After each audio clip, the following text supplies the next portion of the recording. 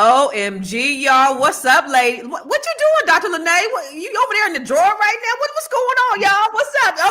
She putting that good shea butter on today. I'm loving it. Yes. She ready to put that work in, boo. Let's go. I thought I was going to be back before we went live. Busted. That's my good girlfriend, y'all. What's up, everybody? This is Fly Nubian Money podcast, where we help you to master your mindset and maximize your what? Yeah, we saw your lips, but we didn't hear your voice. It's all good. This is everybody participation today. Listen, today you're on mute. You got quiet. My bad. Okay, my bad. I'm sorry. So today, ladies and gentlemen, we are going to be talking about something every young professional needs to hear, y'all. And I got 4 of them ninjas at home. Why? Why, y'all? Why is Gen Z getting fired at an alarming rate? And what are they doing? What can they do to fix this? According to Fortune magazine, companies are really struggling with new hires, fresh out of college, citing issues like, no kidding, laziness, unprofessionalism, lack of initiative. Yeah. In fact, 1 of 6 bosses say they're hesitant to hire recent grads again, and some are even considering avoiding them altogether, which is good for us older people, right? Because now you don't have the whole ageist thing, right? Because they want to hire somebody who's reliable, who's not lazy, who's very professional. But is this really a Gen Z thing? Is this really a Gen Z problem? Or is this a generational clash between maybe old school and work ethics and new age expectations? Are companies failing to train young employees, or is Gen Z just not meeting the mark? Well, guess what? We're going to break it all the way down to the very last compound today with the most beautifulest, most amazingest, most wonderfulest queens on the mother effing planet, y'all. First up, listen, you see that? You see how I knew how to do that? I got my girl, my homie, and she's a doctor, Dr. Alicia. She is a therapist. She is a coach, and she's all the things therapizing. And this is what she's going to do. She's going to bring the therapy today, and let's wrap our heads around what the hell going on with these Gen Zers. And then we have the brilliance coach, the monetize your brilliance coach, Dr. Lene, and she's a doctor, y'all. She ain't no honorary doctor. She actually went to school and she did the things to become a doctor, not like me, who has a PhD, a public high school diploma. She has actually a real doctorate. And we're going to talk about how we can, I think she's going to come from the perspective of how we can just kind of help shape these Gen Zers and how to help them monetize their brilliance. Okay. And then we have over here the tax professional, Miss Moya. Now, Moya also, she's not only a tax professional, but she helps these young people get scholarships. So I can't wait to hear your perspective on that. And I need to actually talk to you. I just talk about it on my podcast about the need for these scholarships for my Gen Zers. And then we have Miss Lala. She is an international real estate agent. She's going to show you how to build generational wealth. She and hopefully, I know your mission is to help all the generations build their generational wealth, right? It's a whole thing. It's all about legacy creation. And it's me, your girl, Constance Carr. I am your wealth activist. I'm also crippled. So I almost sliced my 2 fingers off this weekend. Yeah, it was really, really bad. Really, really bad. Like really, really bad. I got a bunch of stitches. In any case, I'm going to tell y'all, one of these ninjas brought me some flowers and I was throwing the flowers away and the vase fell and I almost cut my fingers off. Anyway, but that's beside the point. We're going to actually talk about the Gen Zers. And I just really, before we start this video, you guys, I want to know, because I know, 3 of us have Gen Zers. And I know, Lala, is your son a millennial or is he a Gen Zer? He's not a Gen Zer. He was born in 87. So he's a millennial. Yep. Okay. What's your experience in working with just Gen Zers? Because we're talking about Gen Zers here. Well, a lot of the times I've actually tried to hire quite a few myself to kind of get them into the business and also kind of use their tech savvy, but I have not had any luck with them. They do not want to work. They want to play on the phone all day long. And this is just my experience because I have met a couple that were hardworking, but most of them see that they want to believe that there's this influencer money and not everybody can do it. And so they're trying to get into that. They do not want to sit down and pay attention. They don't want to listen to what you're asking from, and they don't take instructions very well. After five of them, I was like, that's all right. Lala know how to do this herself. That's all right. So I can't do it. I can't do it with them. Their attention span, what they expect, their lackadaisicalness with me trying to work with them, I haven't had a good experience. So okay, is that where you are in Portugal, or is that in the United States? In these United States? In the United States. In the United States. My California business. Okay, got it. Are you finding the same thing, Moya?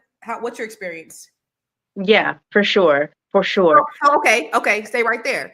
Is it because of where we are in society? Because when she talks about the lack of, attention span, is it because, of social media? Do you think because everything with social media is so quick? Like, what's causing this?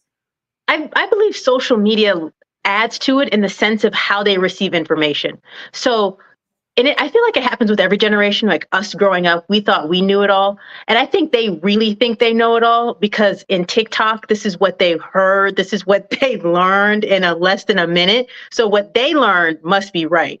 And what I've been doing that's worked for all these years is outdated. So they have their own view. And the fact that they call us old is just crazy. Like, Mom, you're ancient. Like, what are you talking about? It's like, yeah, it's crazy. So do you think, Dr. Lene, that it's a social media thing? Like they have the attention span of a gnat because everything is, a reel, the time of a reel. And so they're getting their information like super quick, like Moya said. I think it's a combination of things. I think it's a combination of just where they are in life. If you think about who you were and how you operated in your 20s, you thought you knew it all. So even before social media, when we were in our 20s, we thought we knew it all. I think it's exacerbated because of social media. So they're already in that phase of they smell themselves and they think they know better than you, right? My son calls me, you're so traditional. Traditional? I'm like, I'm a little old school, but traditional. I was like, you're getting it mixed up. It's not traditional to be on time for work, to do things a certain kind of way. That's not traditional. That's being an adult, not traditional. Right. Or he'll say, that's how they did it in your generation. We don't do that today. Back in your day. Back in your day. Yeah. And I'm like, certain things are just the same. Like what you're dealing with and what you're going through in your 20s, that's not a generational thing. That's everybody goes through that. Everybody thinks they know better than their parents. Everybody don't want to listen because we do it differently. And then when you get older, you'll realize that, dang, I should have listened. But that's just everybody. Like, but is it exasperated due to social media? I think it's exasperated. I think it's worse because they have the phones, they're looking down, they're not paying attention, they're not connecting. So it's worse, but it's also, we all went through it, just not like they going through it. Yeah. And it's also displayed on social media, right? So, their lives are on social media. And imagine if, I think you said it one time, Dr. Lene, you said, I'm glad social media wasn't around when I was doing my thing because God. Thank God social media wasn't around because I would like to believe that I would have handled myself, correctly, but I know me and I knew who I was back then and I wouldn't have, I'd have been a plum fool. I sure would. I know I would have because when you're young, you think it doesn't apply to you. You think it's going to happen to somebody else, but not you. You think you're quicker, smoother, faster, and it's not going to be you. And then it be you. So it be you. Yeah. Mm-hmm. So, Dr. Alicia, let me ask you this, because, I see and I know you have girls and I know you have, but you said the antithesis kind of what everybody said. You were like, oh, they're beautiful. They're amazing. What? Okay. I'm so glad that you have an opinion. I'd love to hear. Well, no, I just want to say everything everybody else has said is 100% accurate. Okay. I just want to say that, but I want to add a little more color to it because I teach at a university and I used to teach undergraduate students. Back 15 years ago when I first started 20 years ago when I first started teaching, we had millennials. And we were saying the same thing about millennials when millennials were starting. So there is a lack of mentorship that I feel like needs to happen, but I'll get into that a little later. I'm at the point now where I will not teach undergraduate students. Really? I am the most senior person in my university, in my department. And so when an undergraduate course becomes available, I am buttoning it up. I am taking first pick of the master students. So the master students are the best type of students to teach, because undergraduate students right now look different than how it looked when we were in undergraduate programs. They require a lot of attention. They require a lot of mentorship. Those soft skills they do not have. Our business school and some other departments at my university are now offering a 1-credit course called How to Learn Soft Skills to Get a Job. We're trying to have an extra course just on how to have small talk. What are good boundaries? What are not good boundaries in terms of your social media? Now, as a university professor with my graduate students, one thing I'm doing is I know that they're on social media. So I'm incorporating that into my coursework. So I'm adjusting. So that's just to give you a little preview about my suggestions in terms of the answer. As a faculty member, I'm adjusting to the students that come in, and I'm saying, let's take on social media, because in my field, it's a value-based profession, social work. I'm like, let's put our information out there and not have it so sterile. So I'm trying to create some excitement and fun in some of my courses by blending social media in with teaching concepts. That's interesting. You know, me having 4, like I said, I have 4 Gen Zers. And one of the things that I think is really interesting about how the way they operate is because they know everything, just like you said, Dr. Lene, they know everything, but then they have TikTok to back it up. They've gotten all their information in a 1 to 3 minute reel from TikTok, and they know way more than you. And I can say, I mean, there's a lot of really good information out there, and there's a lot of really bad information out there. So they're talking about things and issues and all these things based upon this 3-minute reel that they've seen. And so, you have that, right? And then you have the fact that they do have the attention span of a goldfish. Really, I mean, we know that. And that's the reason why they're making reels shorter and shorter and shorter. That's the reason why we're making content really short form, is because the attention span, nobody's sitting down and looking at anything over 3 minutes. And do you think that the attention span is getting shorter and shorter because of the reels? So are we literally training our children to have 100%. Short attention spans by being online, or vice versa? I think it's because of the reels. I think that's sort of how we're training them to think. Like everything is quick. And anything, if you have anything that's over that 3 minutes, they're not looking at it. They're swiping, right? They want to get their information really, really fast. And so then they're not putting a whole lot of time into whatever it is that they're supposed to be doing, i.e. not showing up for work, i.e. being late, i.e. all of the other things that these Gen Zers end up doing. And it seems like to be a common thread. This is not isolated. It's across the board. But we're going to talk more about it when we get back. And then there's a video that I want to show, that I want to run, just to kind of really get your ideas. And then for you guys watching, this is a dialogue and not a monologue, right? So what is your opinion? First of all, do you guys have any Gen Zers in your family? And what are your thoughts? Are they operating a little bit differently than the millennials and then the Gen X's? Because we're all Gen X's. No. I think you're a millennial on here, Moya. Are you a millennial? Yeah, millennial. I think I made the cusp, like technically, just made the cusp. She's still wet behind the ears. Okay, so do you think they're a little bit different than all the rest of us? What are your thoughts about the Gen Zers? Do they work a little bit differently? We'll talk about it after the break. Woo! It's a good show right here.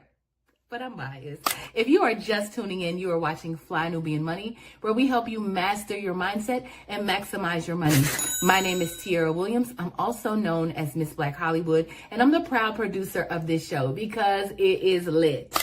If you want to receive notifications for when we go live Monday through Friday, 1 to 2 p.m. Eastern Standard Time. All you have to do is text the word Queens to 87948. That's Queens to 87948. That's QUEENS to 87948. Also, if you want to grow your money and not blow your money, all you have to do is go to flynubianmoney.com. There's all kinds of resources, there's courses, there's free giveaways. There's just no reason to be broke in 2025. All you have to do is go to flynubianmoney.com. Obviously, you don't want to be entertained here. You want to know enough to grow. Wait, I need to put that on a shirt. You got to know to grow. Got to know to grow. So know and grow with flynubianmoney.com. Girl, I actually have a shirt. It's called Grow Your Money and Don't Blow Your Money. Yeah. Anyway, let's go ahead and let's roll the video, because I do want to have a discussion around it. And audience, Everybody in the chat, we want to know what you think too. All right, so yeah, let's go. According to recent studies, 1 in 7 hiring managers will not be hiring Gen Z candidates. Apparently, they've been firing Gen Z recent graduates. They've been firing them at an all-time high rate, citing these issues: lack of initiative, unprofessional behavior, frequent lateness, disorganization, poor communication, and they're struggling to manage their workload properly. Okay, so let me ask you guys this. And for y'all in the audience, does that mean cool, more jobs for us? Or is this a problem? Is this a real problem? Dr. Lene, what do you think about them being fired at an all-time rate? 1 in 7, 1 in 6? What was that? What do you think? I think it's crazy. I think it's real though. Like, I have my son is 24, and I watched this dude get up just barely enough time to get himself together and get to work. And I just be like, dude, you need to get up. You need to go to work. And he's like, and he makes it, but he don't make it like up, refreshed with a cup of coffee, take a shower, have a time to have some breakfast and chill out for a second and walk to the car and get in. And it's okay if you miss a light. He don't make it like that. He make it like, I gotta go. In the car, eating and brushing the teeth at the same time, and get there like 10:30, pulling in. Like pulling in at 10:30, supposed to be there at 10:30. I'd be like, that's not how you're supposed to work. So I see it firsthand. And I know I can operate that way. And if I was an employer, I wouldn't want my employees to operate that way either. Yeah. I think the expectations of what these Gen Zers expect around work is still very academic and schoolish, where you get a lot of second chances and you can do it late and it's okay. They think work operates that way, and it doesn't. Yeah, I agree. I did a video last year, a few months back, about the same thing. My son was going to an interview. The cool thing is, what I learned when I was taking him is like, boy got a cold mouthpiece, which is good because I was interviewing him and I was like, okay, you said okay. However, one of the things that I was telling him, because he was getting there on time or maybe 2 minutes early, and I said, son, on time is late, early is on time, right? When I was 18, I had an interview at HP. This is how we built different. I had an interview on HP. I always make sure I get to anywhere I need to go at least 30 minutes early because of that. There might be that light or whatever, right? So I'm driving down 280 in San Jose and my tire blows out. I'm on 280. I got a pinstripe skirt suit on, and my daddy taught me how to change a tire. And I got out there on that freeway on Highway 280 and I changed that tire. Now, when I was done changing that tire, I was musty as shit. My stockings got a little hole in them. I had grease on my hands, but I still made it to that interview on time, right? And I was musty when I went up in there, but I let them see my hands. And and I ended up getting a job. But what I'm saying is, you got to make provisions in case anything happens, and that's what they don't do. Just like you said, they're like thinking, oh, this is like school. They'll give me a second chance, or they're not. Another thing is they're not dressing up. How many times have my kids said, "Mom, you make me dress up for these job interviews, and I go and I'm the only one dressed up." They come out to the interviews ready to roll, like they just rolled out of bed. Like, what are we teaching? And obviously it's the parents that are teaching them. So it's just, it's different. I can see why, they're getting fired at an alarming rate. But for you, Moya, that make the kids not listen to you more. When I make my son be dressed like this, do like this, he'd be like, nobody else was dressed. Nobody else had this on. You made me go in there. I look crazy. That's what they say. I look crazy. Everybody else is looking. But that's the thing. That's the thing. They don't understand that makes you stand out. Why would you want to stand and look like everybody else, slouching and looking at their phones and and I'm like, what? Right. You know, but they don't want to stand out. They don't understand why that is important. It drives me mad. I call it zombie land. Because it really feels that way. No one is looking up and talking. No one is smiling anymore. No one is, there's this whole lack. The fact that Dr. Alicia says her college has to teach a class on how to be social. We have lost really critical skills that need to be brought back. Period. I mean, in our schools, they're not teaching home economics. They're not teaching anything to help them with life skills. They're not teaching nothing. So they get out here with these others that they want to look like. I don't want to look silly. Peer pressure. This has to stop. They're not going to get anywhere. And we are seeing that result of all these little zombies walking around. Right. What do you see the same thing, Moya? Yeah, for sure. We had this. So I was interviewing and I came across this and I thought he was perfect. He just had graduated from UC Berkeley. He's Asian. And I'm like, he's going to be great. There's nothing that's going to be wrong with this guy. All he has to do is film and edit our content. He's filming. He lasted probably 2 days. He was like, I'm dying. I'm not able to do this. And I'm like, all you're doing is filming. Like, this is nothing strenuous.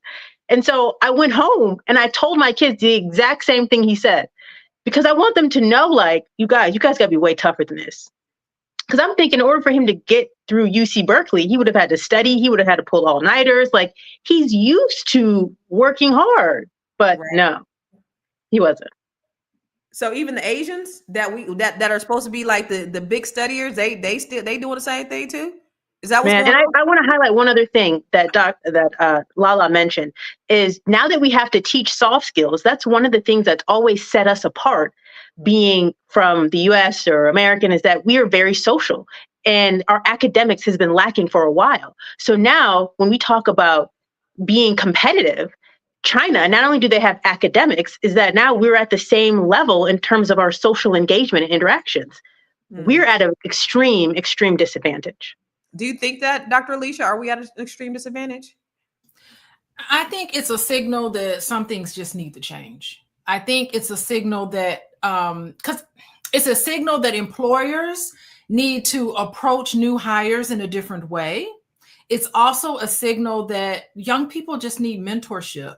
I do not enjoy calling an entire generation of people lazy because that is ageism. Ageism goes the other way too. So, no one is going to pay highly skilled individuals because they cost too much. So they figure, let's just get younger people in because we don't have to pay them that much. So I think that it is a signal and that things need to change. Employers need to understand who they're hiring and understand too that a lot of young people who are in these jobs are criticizing work culture in a way where it's really legitimate. Some of the things that they say about work culture, they're actually spot on. So maybe it's a signal that the culture of work in this strenuousness that for an unnecessary reason, maybe some of those things need to change. So I think they need to come to the center a little bit and start mentoring people. And by the way,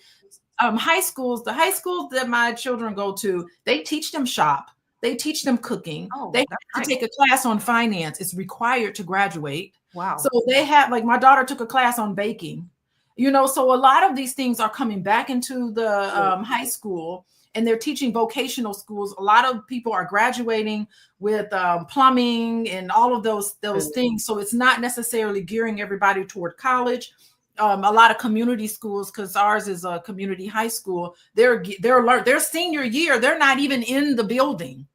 Their senior year in high school, they're out learning jobs and learning how to do hands-on stuff like plumbing and carpentry and things like that. And you could graduate with a cosmetology license and all of that. So things are changing and adjusting, but I don't think it's wise to demonize work setting. I don't think it's wise to demonize an entire group of young people who want to do work that feels good to them.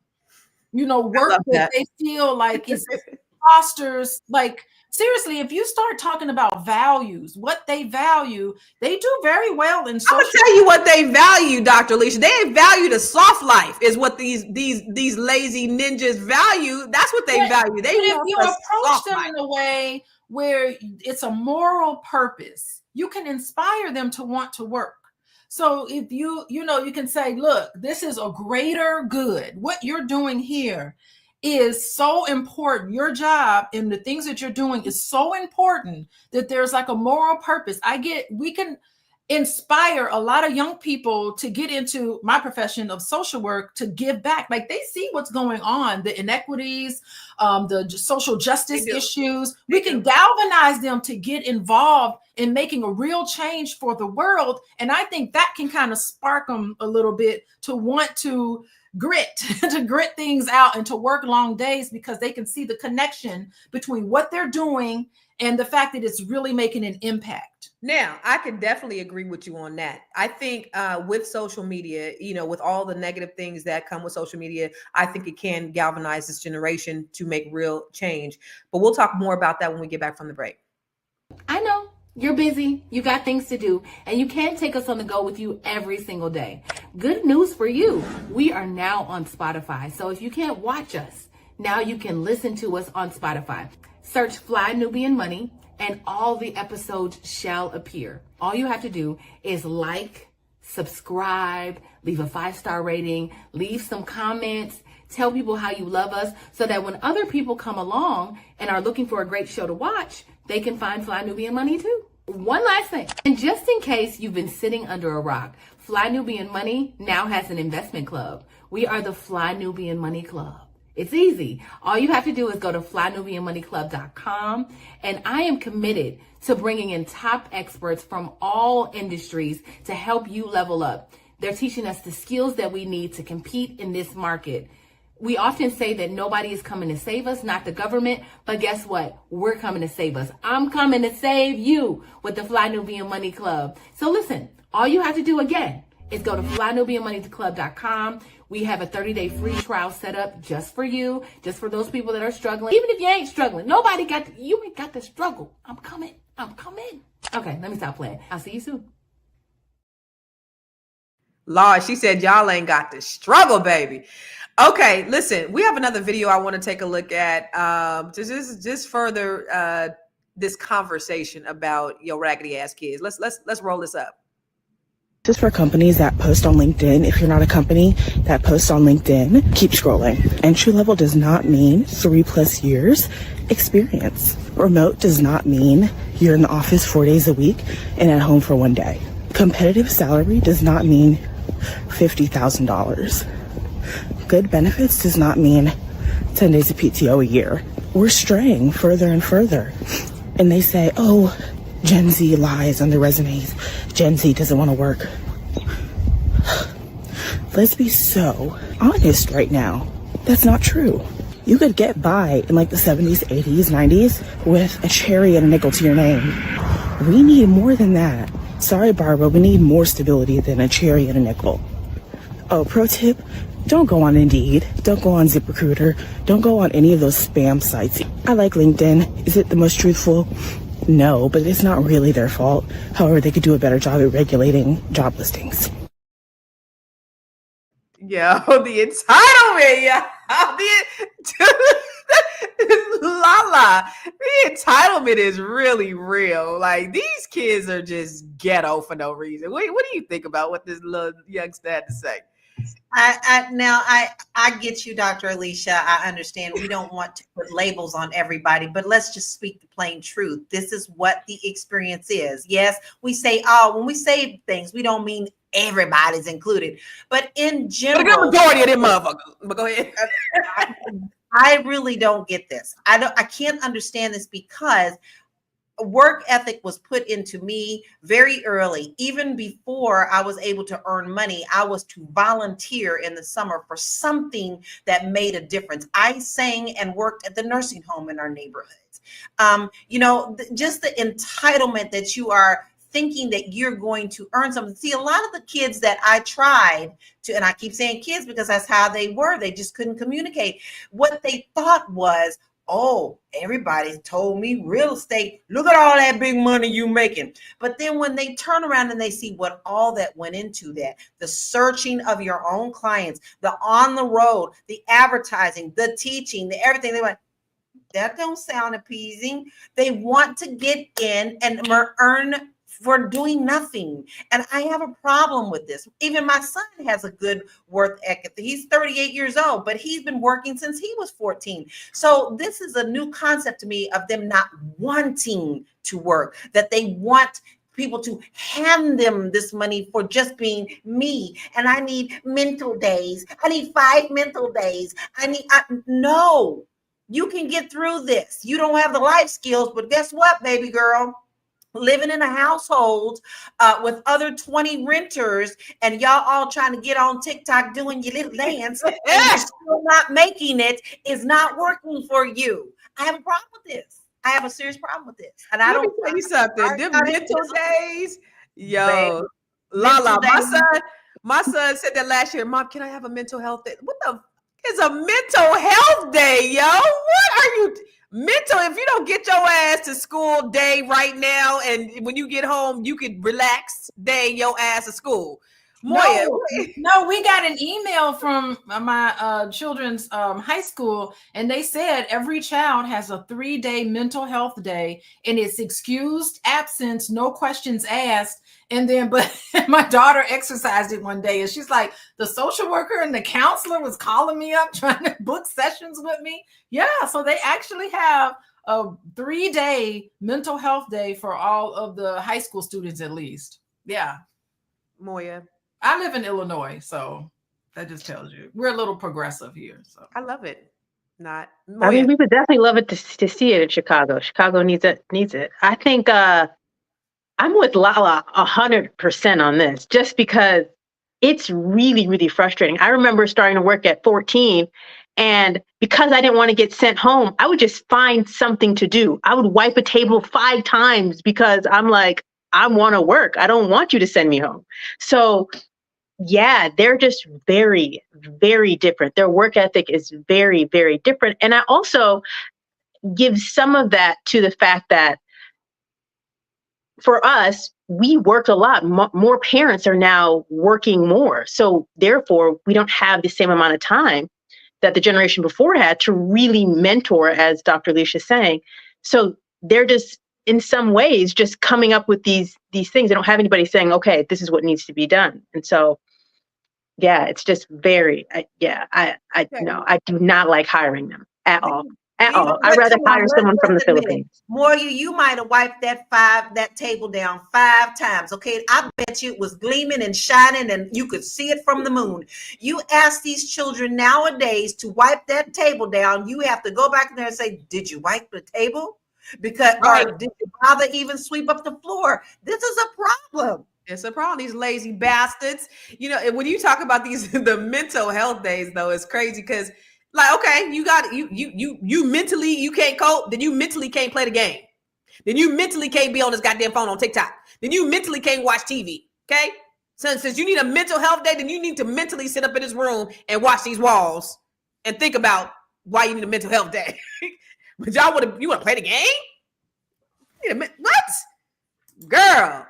Dr. Lene, what do you think about what she said? This chick wanted. She's like, listen, corporate America's ghetto, and your little pennies and the spam page called LinkedIn and $50,000. Like, what?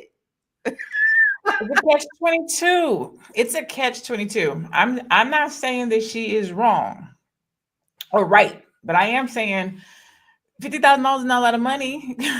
It isn't. And entry level, it's not 3 years. That's not wrong. She's not lying. Is the demeanor and the gall and the audacity with which that's what it is.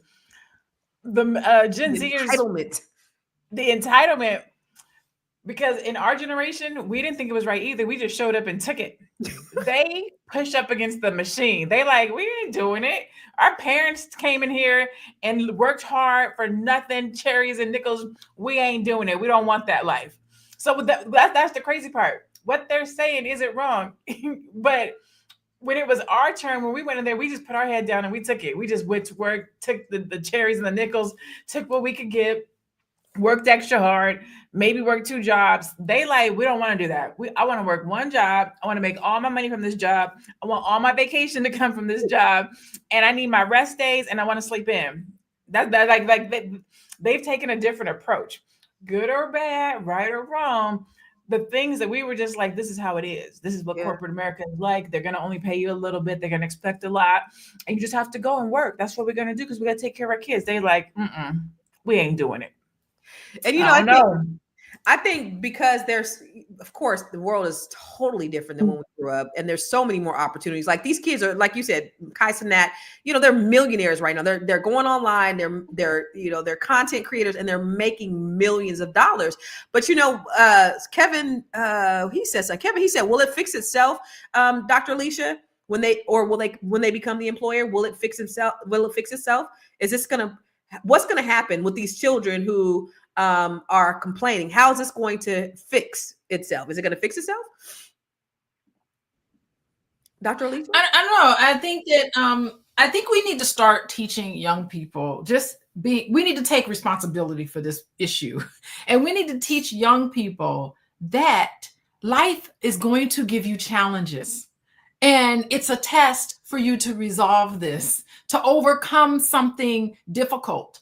But we need to respond to them with compassion and understanding, because that's always important.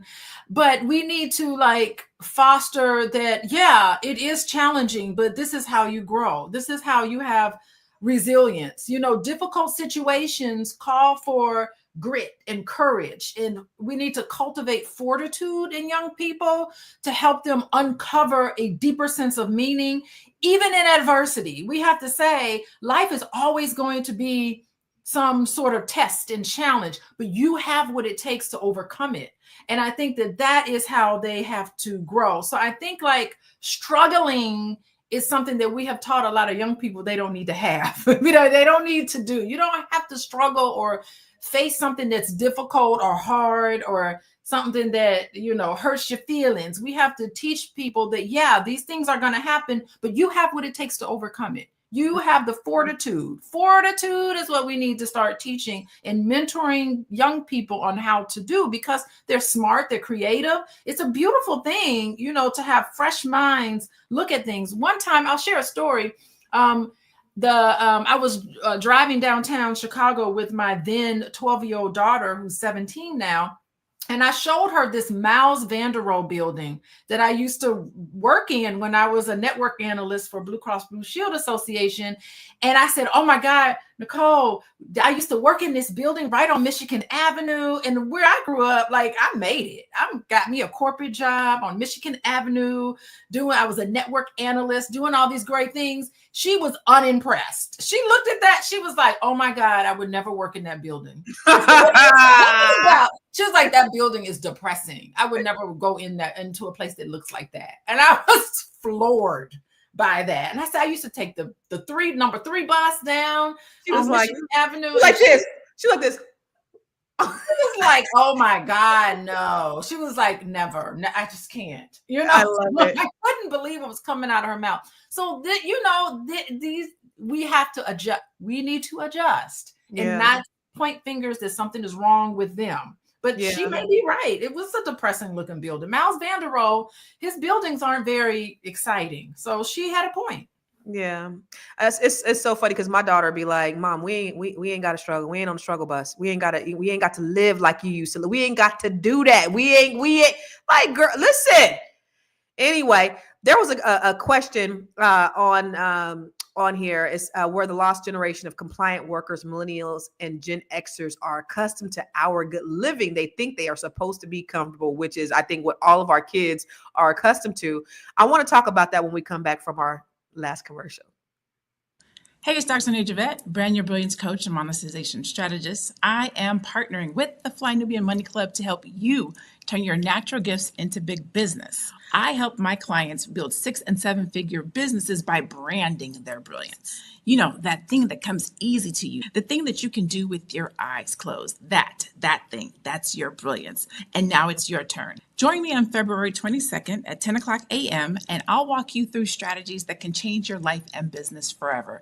Don't miss this opportunity to brand your brilliance. I'll see you in class.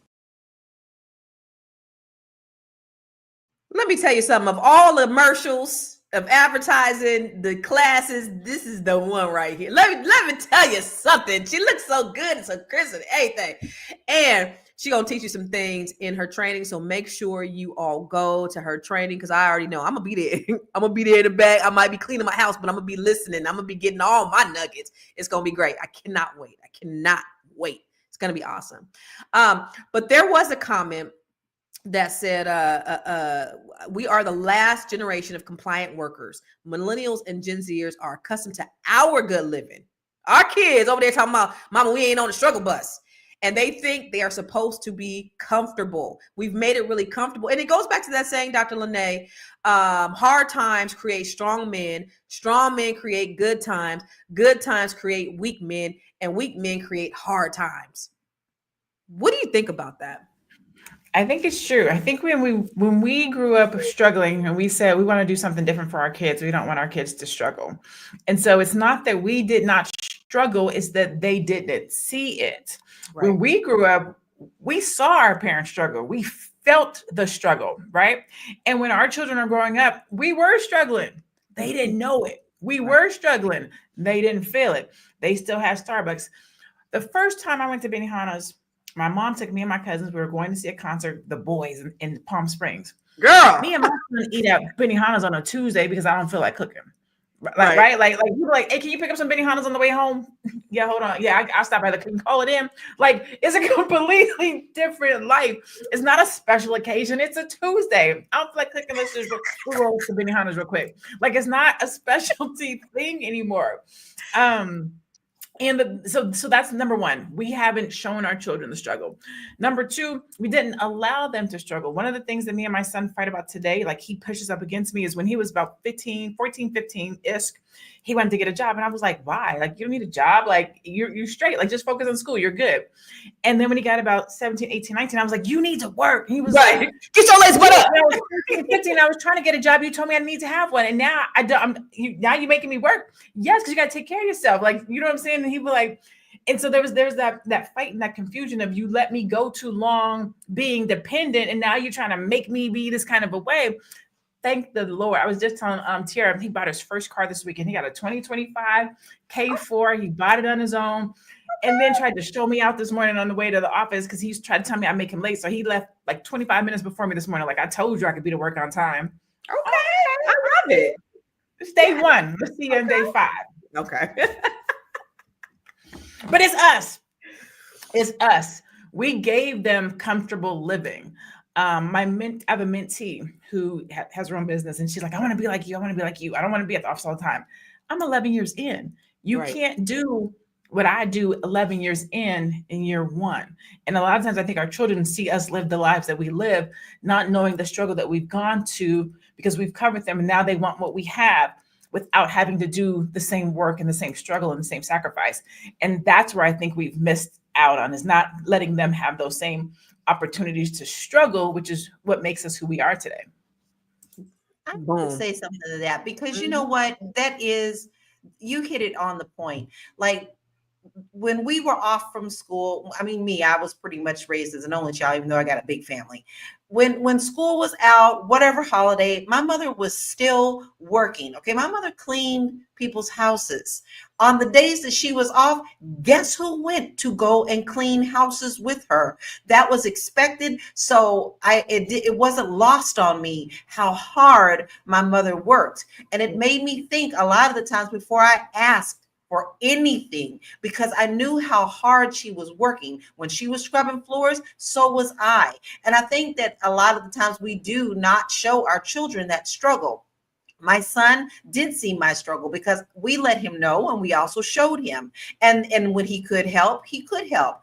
But this generation has lost that. We are partly responsible for that as well. But I do also think that technology has a huge part on how this world is seeing things. You see that, do you see her shoes? I would never, I was okay with Kmart tennis shoes because Yeah. I knew how hard it was for my mother to even be able to afford that.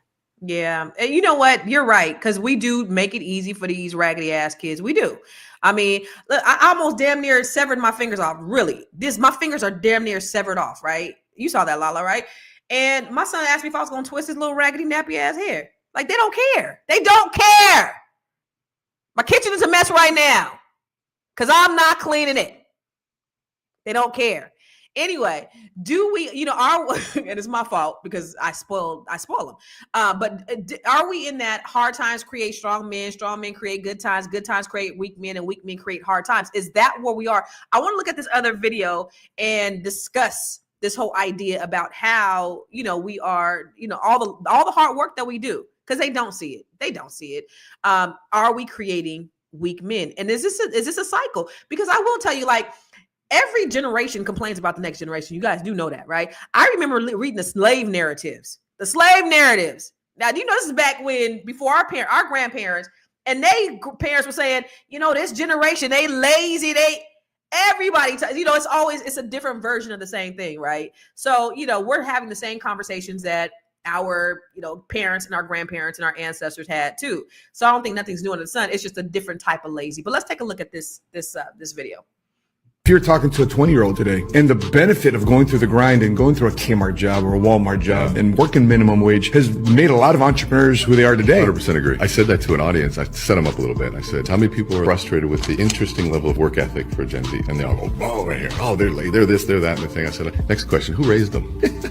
And the same hands go up. And I go, now, how many of you had a hard upbringing? All the same hands go up. So then how many of you vowed to never let your children go through what you went through? They go, yes, that's it. And that's where we messed up. Bingo. We as parents had great intention of protecting our kids. It was well-intended, poor outcome. So with my kids, like probably about 10 years ago, I said, guys, I messed up. I protected you from things I should have let you go through.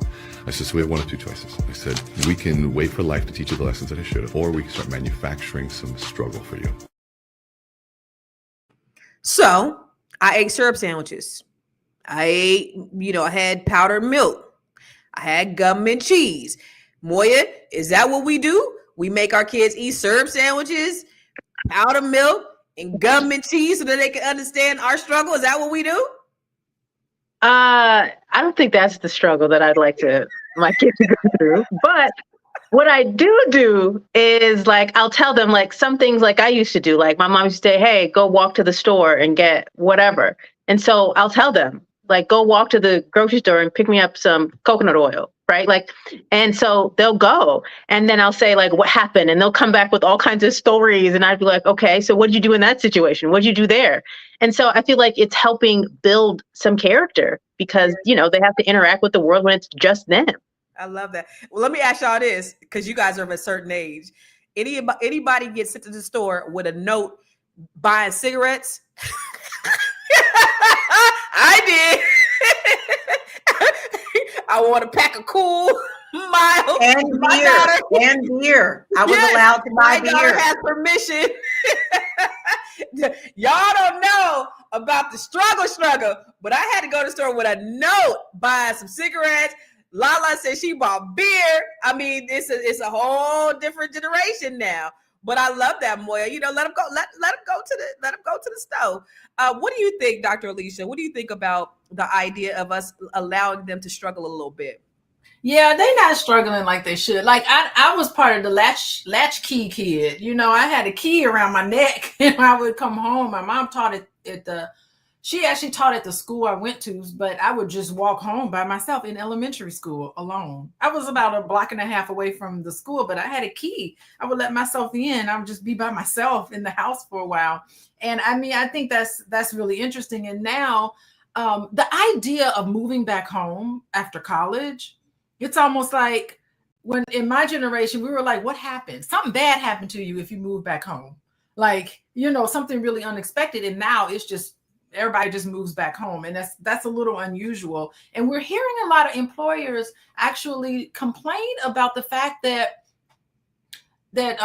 new hires are bringing their parents to the job interview and leaning on their parents. So I think we are wait, explain that. I don't understand. How are they bringing their employers are complaining that when they interview Gen Zs that they're bringing their parents with them to the job interview. And I'm wondering if maybe they're overcompensating, or we are overcompensating for the fact that, I know what it's like to be able to not have anybody home when I get home from So school. like they're in the car or they're going into the interview and they're saying, my mom is with me. Yeah, Like, their mom is with them, especially those Zoom calls. They'll have their parents with them, their Zoom job interview. They'll have their parents with them. And it's almost like you're overcompensating, because I know I do more for my children because my mom couldn't do as much for me as I felt like I would have wanted to. So I don't know. I'm wondering if I'm coddling them a little too much, because the stigma of graduating and then coming back home, it's gone. It's almost like, it's okay for them to come back home.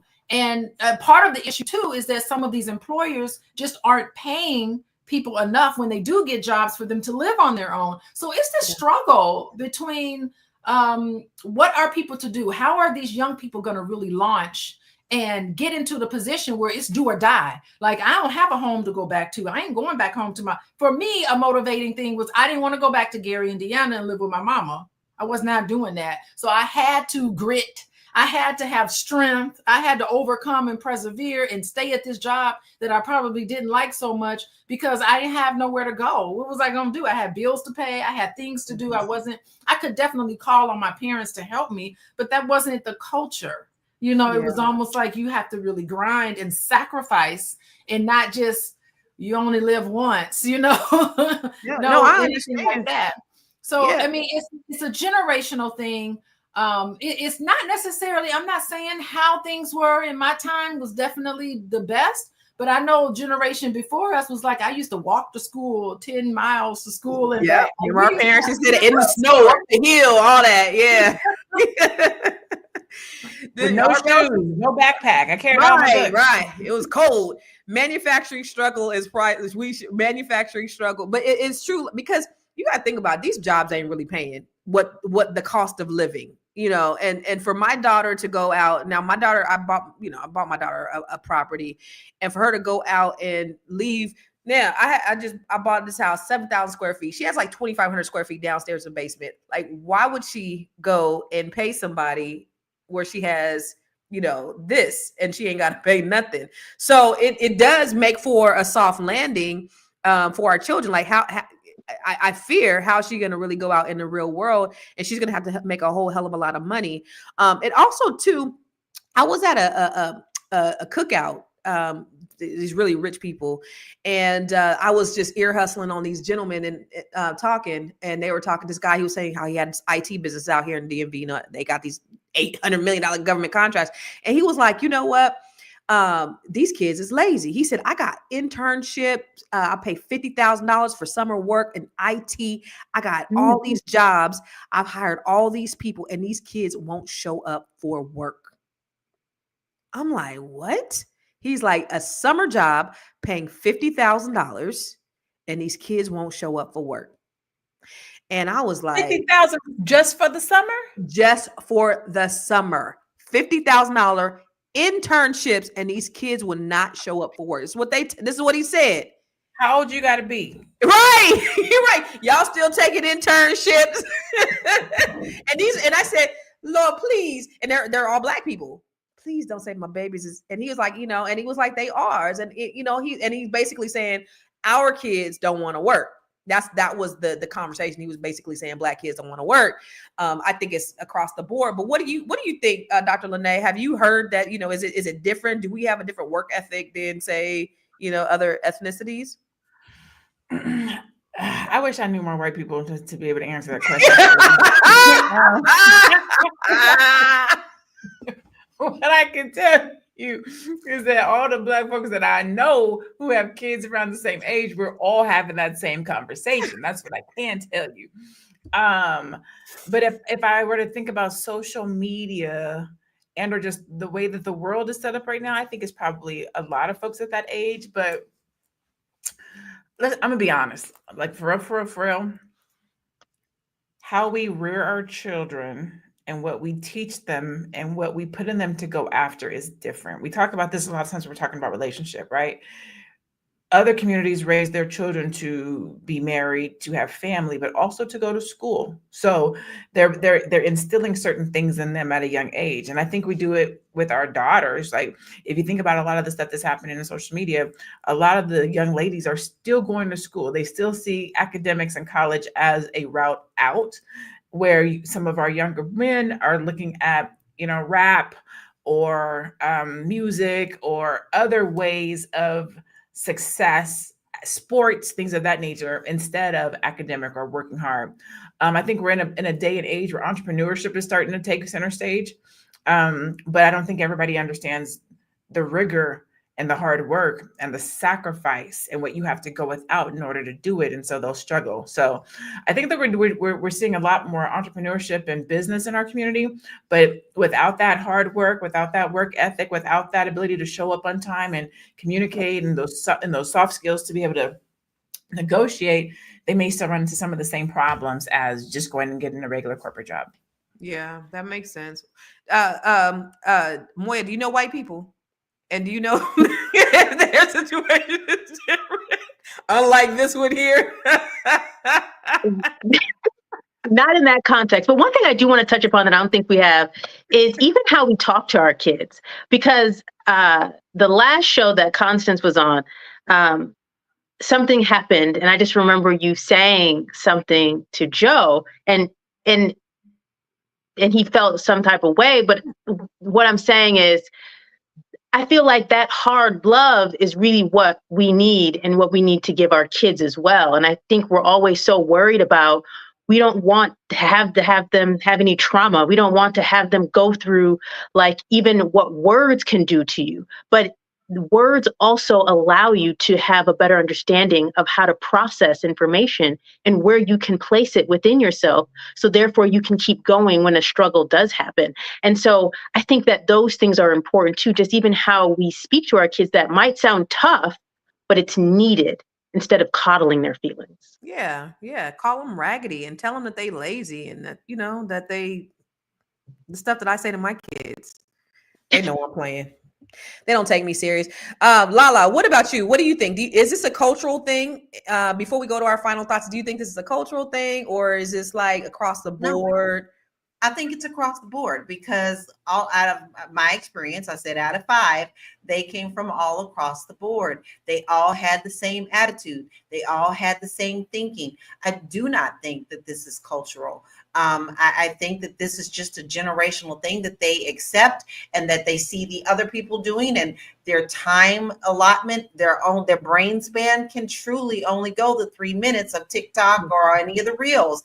You can see them glass over after 3 minutes. It's like they just go into this zone, like zombie zone, like I said. But no, it's not cultural. This is definitely a generational thing. Interesting. Well, you work with a multifaceted group of individuals, Dr. Alicia. What are you seeing? Well, I work in a professional program. So you have to be licensed to call yourself a social worker. And we have internships that we have students do. It's required and mandatory for graduation. So these internships, we do a lot on our end to make sure that they're ready to go into the field because it's a professional program. So you can't call yourself a social worker unless you're licensed. And so with the title protection, we just feel like we're responsible for doing a lot of training, a lot of setting realistic expectations, which I think is it's not there. So universities, I feel like we have a responsibility to really make sure that our graduates are prepared to go directly into the workforce. So this is a wake-up call for us to respond to some of these things, to instill good work ethic. And I think what's happening is that universities are becoming so consumer driven. Like students think that I paid tuition here, so you got to cater to me, So we have to be like, hold on a second. Our job is to train you. So setting realistic expectations is something that we've been talking about as a department, making sure that students have demonstrated that they are prepared to go out into in a very We monitor them very closely. What they're doing, their soft skills, all of these things, we monitor them. And so maybe other programs need to do that too. I think some of this lies on universities because we're betwixt and between, because it's competitive getting students. Like at the end of the day, we need butts and seats or our university doesn't thrive and survive. So we have to, push students, to go beyond their comfort zone. But then again, we do need to be compassionate with them and let them know you have got to work and grow and challenge them in a way where they just don't have a whole meltdown. Yeah. I mean, that's true. So I'm gonna ask you this. For me, I learn a lot from my kids, honestly. And I think it's a good thing. I think we definitely have to steer and we have to mentor and we have to guide them in the right direction. We got to really be proactive with our children. And I can't say like my daughter's following in my footsteps. She's a real estate professional. And I'm just, she saw me. She looked at me. She looked at how hard I work. And I know because she has a job and she does real estate. And then she came home one day from work and was like, now I finally get it. Because I remember when she was in 7th grade, she did a whole little speech about my mom's always on her phone and, she's never, and so I'm on my phone all the time because I'm making deals and I'm doing this and I'm doing that. You just never know. I'm in the car and I'm always working. It's always. But now she's like, I finally get it. I finally see.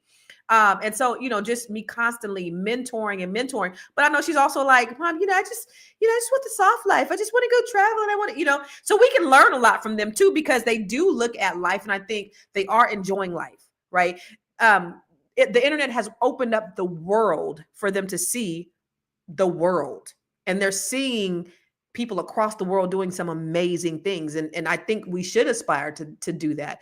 So for your final thoughts, what can we learn from these Gen Zers? What can we learn and how can we, implement what they're doing in our lives, and then also make sure that they're on the right track so that our future generations aren't doomed, which I don't think they are. I think it's just it's a problem that, we have every generation. But what do you think, Dr. Alicia? Your final thoughts, and then where can they find you? Final thoughts. Look, employers, you need to adjust.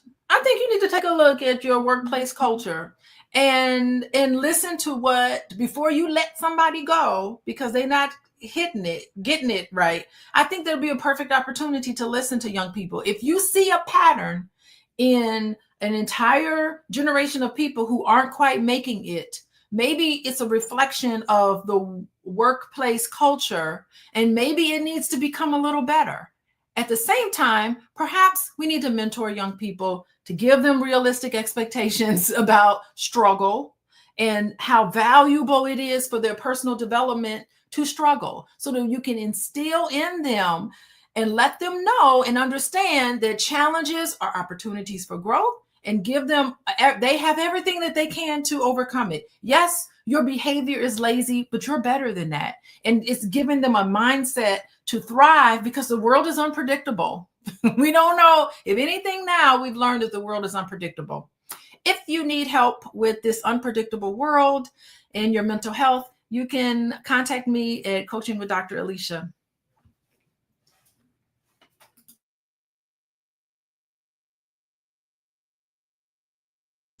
Can't hear you. But my teeth look pretty though, right? What can we learn? I try to do a pretty smile. What can we learn, Lala, from this generation? Like, they're not all bad, right? What can we learn? No, they're not all bad. And actually we can give and take. It's a good balance. Listen, we laughed about the mental days, but to be honest, we all do need a little mental day every once in a while. Maybe not 5 in a 5-day work week, but every once in a while, maybe you do need to step back and take a breath. And another thing, we need to learn that their valuable skills on social media are just important in our world too. So we can give and take. We can teach them the parameters of what a good work person looks like, and also give them the hope of aspirations of their own businesses with what they know. And we also can take a little bit of how they can relax themselves every once in a while just to breathe, because the world is heavy. But one thing that we can do with our current children that are being born now out of this is stop complaining about the these Gen Zs and teach them a little bit more work ethic than we have. Things go in cycles. They always go in cycles. Maybe your parents wanted you to learn piano and you hated it. Now all of a sudden you let your child learn on their own. It's a cycle, but make sure that you still show that they have value and worth in this world, because they do. And you can find me at www.laurakey.net. And I want to tell you something. When you do teach these children this, and I want you to get it through your head too, you don't have to stay stuck in any boxes. You are a world citizen. You are not just a citizen of whatever country that you are living in now. So if you're willing and wanting to explore what this big world has for you so you can breathe as well, then go to my website and download the quiz about moving abroad. I love it. Listen, you don't got to just be a citizen where you are. You could be a world citizen. I love that. Okay. Moya, what can we learn? Yes. And I know you have a lesson. You always got a lesson. What can we learn from these Gen Zers? I think the best thing is, if we're going to give them the space to truly discover themselves and see what works best for them, then that is something that we can learn as well. I know so many women, when they get in their 40s, they're thinking, okay, what do I do now? I just did what I was supposed to do. And now they have this level of freedom and they think, well, what are my passions? Who am I? What do I truly enjoy about myself? And I feel like when we learn that from our kids as they're discovering themselves, we can also take that time to discover what we truly like as well. I think it's also important in this stage, when we're allowing them to find themselves, is when they're going to college, when they're going to school, is that they don't pay for it. Like, they don't take on all this exuberant debt as they are searching for who they want to be in this world. And so if you really want to allow your child to live free, allow them to also live debt free, and taking out no student loans while they go to college. If you want assistance with that, please, you can always reach out to me on Instagram at moya.business. I would love to see how I can assist you with that. Yay. Awesome. And then we're going to wrap it up with Dr. Lene. What can we learn from these motherfuckers? What can we learn? I think what we can learn is that when your child does have something that they have an interest, or something that that they love, and in an area where they might not be lazy or driven, to fan it. And I'll tell you what I mean by that. When my son was younger, he used to come to me all the time and tell me that he wanted to be a photographer or a chef. And I was like, no, you're not going to be a photographer or a chef, because they don't make enough money. You're going to be a doctor. You're going to go to Morehouse. You're going to be a doctor. And I pushed that on him, and I pushed that on him, and I pushed that on him. And here we are in the day of social media, and there are multiple six-figure chefs and multiple six-figure photographers who are living their dreams.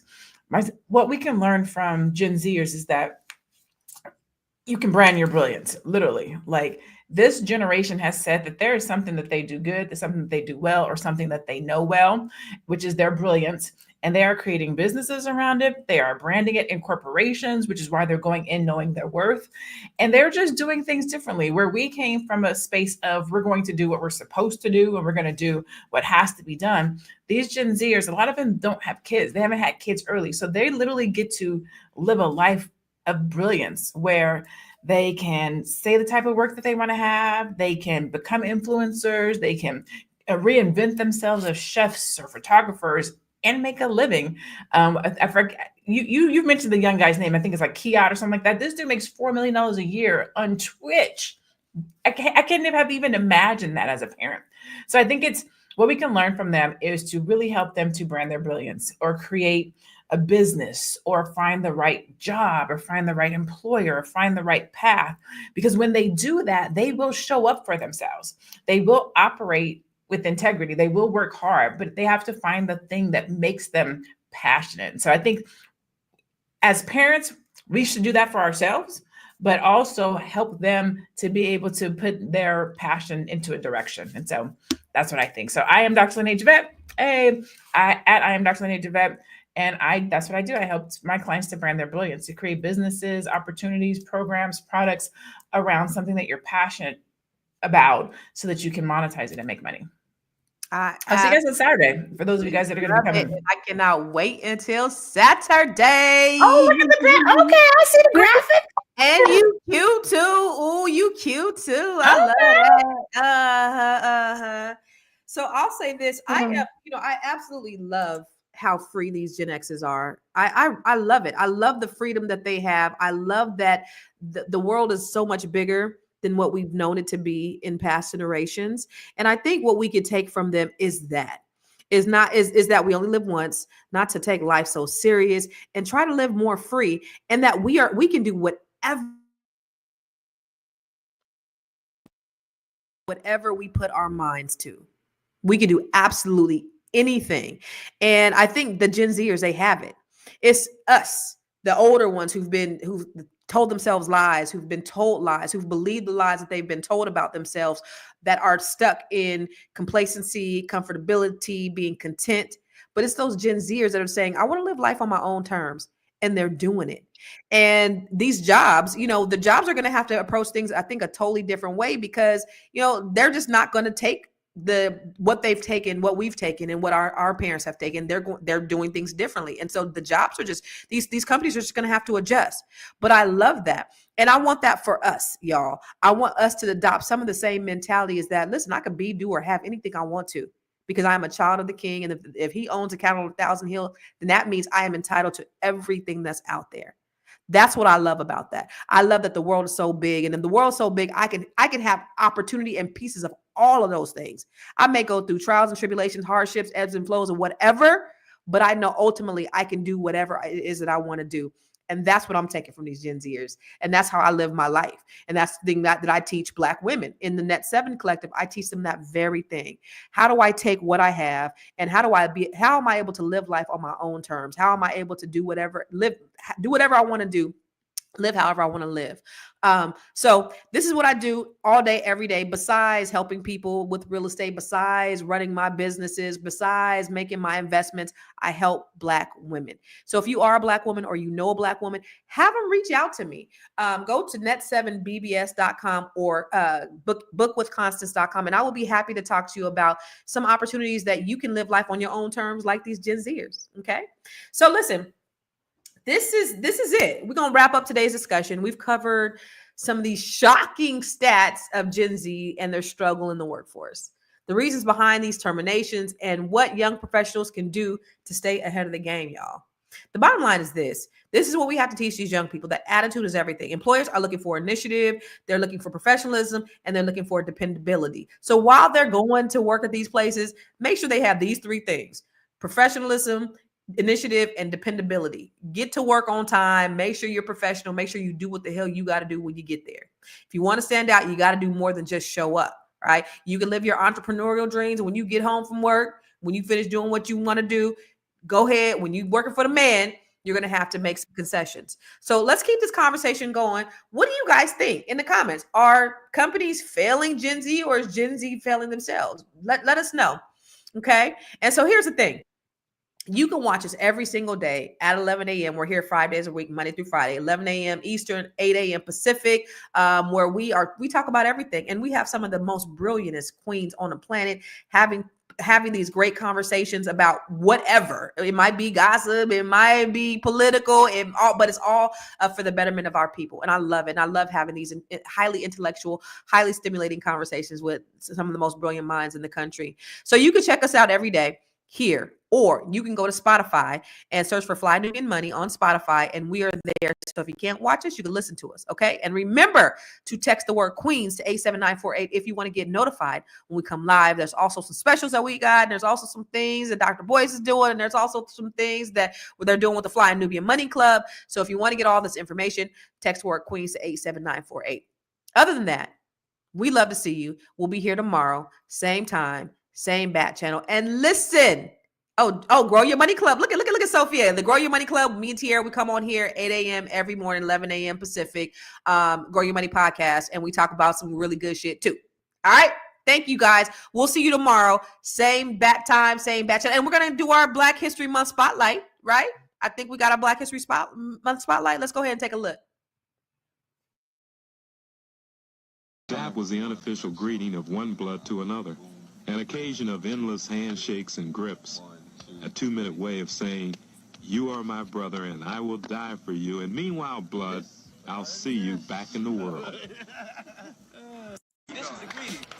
This is the greeting of the brother, of my brother. I'm glad to see him. I don't have to know his name. Just the fact that he's black is good enough for me. DAP is an acronym for dignity and pride. Like if I look at him and we know exactly what we're doing there, and we know what we're communicating. It's code. What are you communicating there? I mean, honestly, it's a symbol of black love, and it's something that is not necessarily associated always, even between black men. But it's black love in the sense that it's, solidarity, it's resistance, it's humor, it's anguish,